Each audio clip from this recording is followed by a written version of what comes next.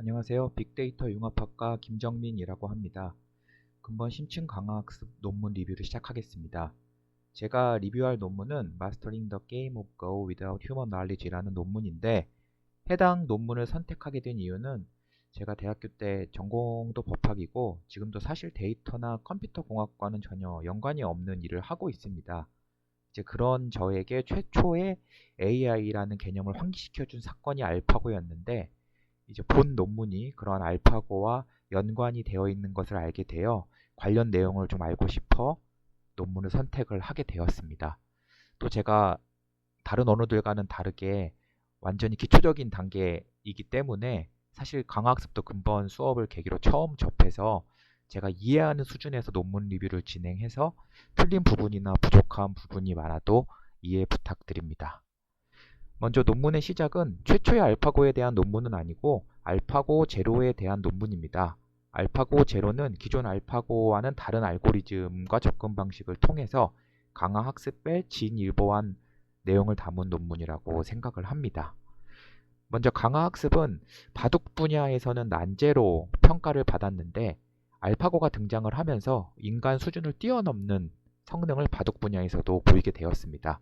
그래서 기존의 알파고 모델이었던 알파고 판, 리, 마스터 이러한 모델들은 공통적인 특징이 있는데, 첫 번째로는 이제 폴리시 네트워크와 밸류 네트워크라는 각각의 두 개의 뉴럴 네트워크를 사용을 했고, 또 인간의 기보 데이터, 즉 전문가 데이터, 프로 기사들이 보는 그런 데이터를 기반으로 선행 학습을 한 슈퍼바이즈 러닝을 통해서 몬테카를로 트리 서치를 통한 강화 학습을 통해서 계속 바둑에 대한 성능을 높여온 공통적인 특징이 있습니다.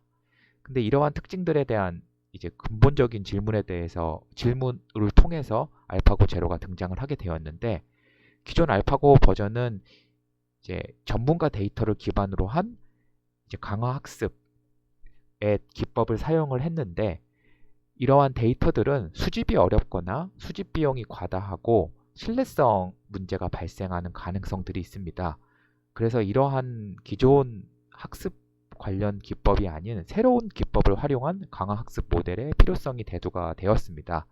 그래서 알파고 제로가 탄생을 하게 되었고, 알파고 제로가 기존 알파고 버전과 다른 특징들을 몇 가지 살펴보면, 가장 중요한 것은 기존 데이터와 외부 간섭이 없이 스스로 처음부터 제로 베이스에서 학습을 시작하여 이제 강화 학습을 진행을 하고 있고, 또 폴리시와 밸류 네트워크를 하나 합쳐서 하나의 단독 뉴럴 네트워크로 사용한다는 점 등이 기존 알파고 버전과는 다른 특징으로 이제 나타나고 있습니다.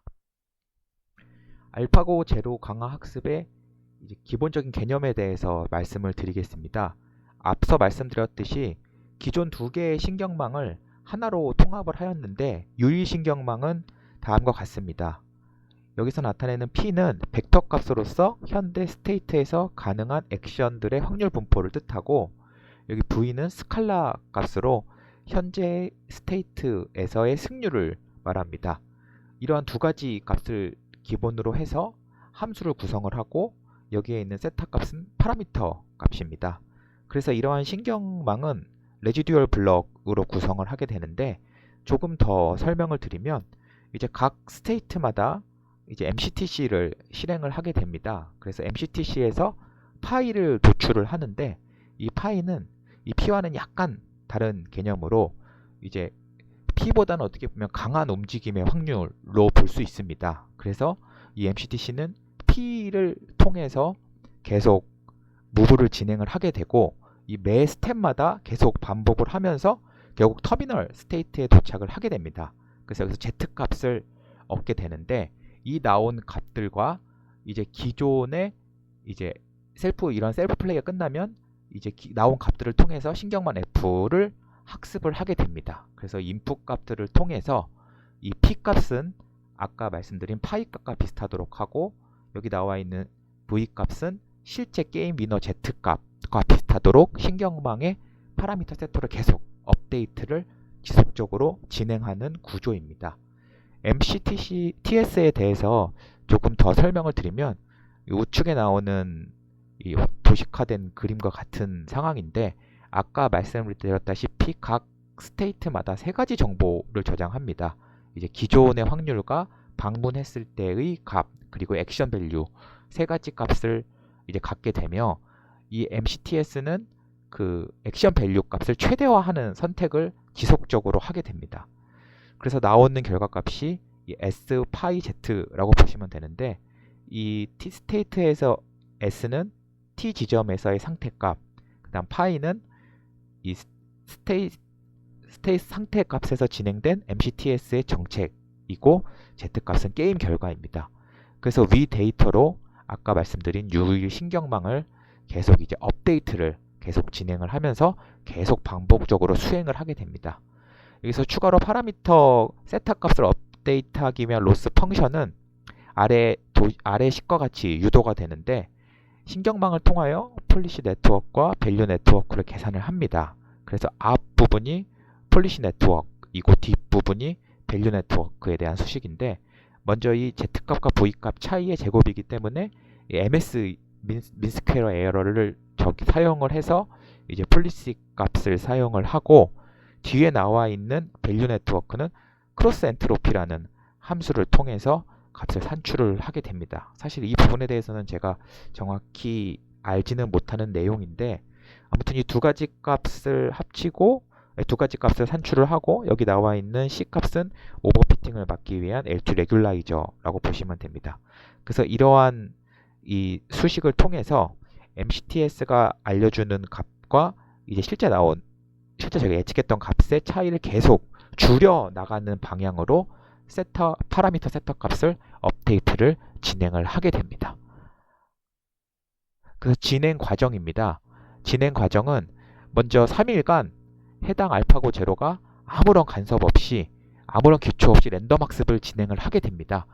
그 진행하는 결과는 4.900만 개의 셀프 플레이가 스스로 생성이 되고 각 MCTS상 1600개의 시뮬레이션이 실행을 하게 됩니다. 그리고 학습 시 무브는 0.4초의 시간을 부여를 했고 파라미터는 70만 개의 미니 배치를 사용하였으며 신경망은 20개의 블럭을 사용을 했습니다. 그래서 이에 대한 결과는 우측에 보시는 표와 같습니다. 여기 보시는 엘로 레이팅, 맨 왼쪽에 있는 A 그래프는 엘로 레이팅과 각각의 기존의 인공지능과 알파고 제로의 성능을 표시한 건데 엘로 레이팅이라는 것은 바둑이나 여러 게임 분야에서 개별 플레이어의 상대적인 실력을 점수화한 개념입니다. 알파고 제로는 여기 파란색 실사원의 값인데 36시간 정도 만에 기존 이전 버전인 알파고 리의 성능을 이미 추월을 하게 되었습니다. 아무 사전 지식 없이도 3일 만에 이미 알파고 리의 성능을 추월을 했고요. 그 다음에 4TPU를 사용을 했는데 이 TPU라는 개념은 구글에서 딥러닝에서 주로 사용하는 벡터 행렬을 병렬 처리할 수 있게 만든 하드웨어 기계입니다.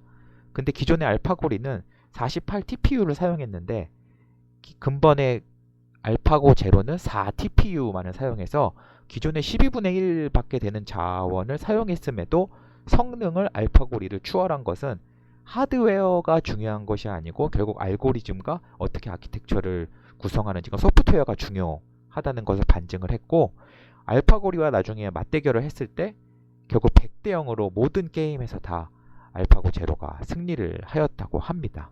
그래서 이러한 과정으로 우측과 같은 결과를 도출해내게 되었고 추가로 알파고 제로의 아키텍처와 알고리즘에 대해서 영향도를 파악하기 위해서 기존의 알파고 리와 알파고 제로의 신경망 구조와 알고리즘을 각각 섞어서 총 4가지의 뉴럴 네트워크를 만들어서 실험을 했습니다. 이 표에 나와 있는 아래 X축에 나와 있는 4가지가 각각의 뉴럴 네트워크인데 제가 구분을 하기 쉽게 파란색은 알파고 리에서 사용됐던 신경망 구조와 알고리즘이고 빨간색은 알파고 제로에서 사용했던 이제 아키텍처와 알고리즘입니다. 그래서 이렇게 섞어서 4가지 뉴럴 네트워크로 3가지 분야, 엘로 레이팅, 또 전문가의 예측 정확성, 그리고 MSE 3가지 분야에서 측정을 한 결과 알파고 제로에서 사용됐던 아키텍처와 알고리즘을 섞어서 만든 이 듀얼레스가 엘로 레이팅 성적이 가장 우수했고 또한 MSE가 가장 낮아서 이제 에러도 가장 적게 나타냈습니다. 반면에 전문가의 행동을 예측할 수 있는 분야에서는 이제 기존의 알파고 리에서 사용했던 분야와 알파고 제로에 섞어서 만들었던 이제 세퍼레이트레스가 가장 높은 성능을 나타내긴 했는데, 결론적으로 바둑의 본질은 전문가 행동 예측이 중요한 것이 아니고 이제 승패가 가장 중요한 거기 때문에, 사실상 아키텍처나 알고리즘 분야에서 알파고 제로가 알파고 리를 압도했다고 보시면 될 것 같습니다. 마지막으로 해당 논문의 결과와 영향에 대해서 말씀을 드리도록 하겠습니다. 일단 알파고 제로는 계속 추가적으로 학습을 진행을 했고, 그 결과 기존의 바둑의 정석이라고 했던 부분과 벗어난 새로운 흐름의 바둑을 제시를 했습니다. 또한 바둑에 대한 기본적인 지식을 사전 학습하지 않았음에도 불구하고 바둑에 대한 여러 가지 개념들을 자가 학습을 통해서 서서히 개념을 이해해 나가는 모습을 보였습니다. 그래서 최종적으로 40일 정도를 이제 계속 돌렸을 때 나온 결과가 이제 우측에 있는 그래프인데, 결국 성능은 알파고 제로가 알파고 마스터와 알파고 리를 이제 그러니까 더 나은 성능을 퍼포먼스를 보이게 되었고, 이제 바둑과 관련된 모든 인공지능을 다 나열을 했을 때 알파고 제로가 타 인공지능보다 압도적인 성능을 나타나게 되었습니다. 최종 결론은 사전 지식, 엑스퍼트 데이터 없이 자가 학습만으로 사용을 하면서, 또 자원은 기존 대비해서 효율적으로 사용을 하면서 최고의 성능을 나타냈다고 보시면 될 것 같습니다.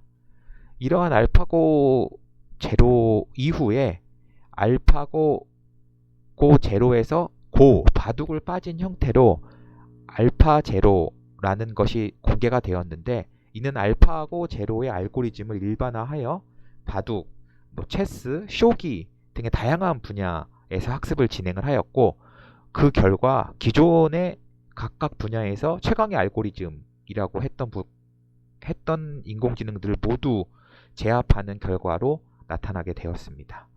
그리고 바둑계에서도 알파고 이후로 기존의 이론과 인간이 쌓아왔던 바둑에 대한 고정관념을 탈피하고 전체의 수를 복귀하는 중요성이 대두가 되게 되었습니다.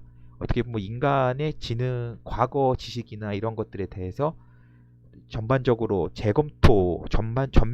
재검토하게 되는 계기가 되었다고 보시면 될 것 같고, 프로 기사들도 AI와 훈련을 하면서 전반적인 인간 바둑의 이제 실력이 상향 평준화 되었다고 보시면 될 것 같습니다.